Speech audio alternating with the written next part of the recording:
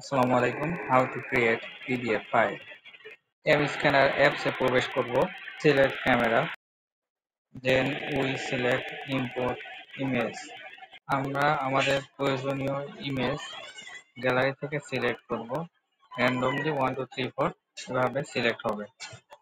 তারপর আমরা ক্রপ অপশনটি সিলেক্ট করে আমাদের পিডিএফ করা পেজগুলো সুন্দরভাবে ক্রপ করে নিতে পারবো।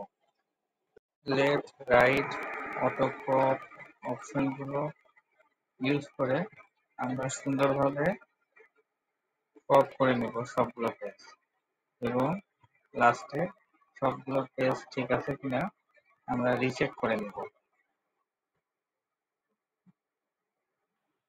Then we select save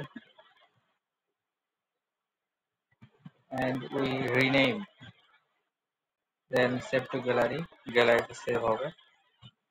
share option এর মাধ্যমে অ্যাজ এ পিডিএফ আকারে শেয়ার করতে পারবো। আমরা হোয়াটসঅ্যাপে মেসেঞ্জারে শেয়ার দিতে পারবো পিডিএফ আকারে।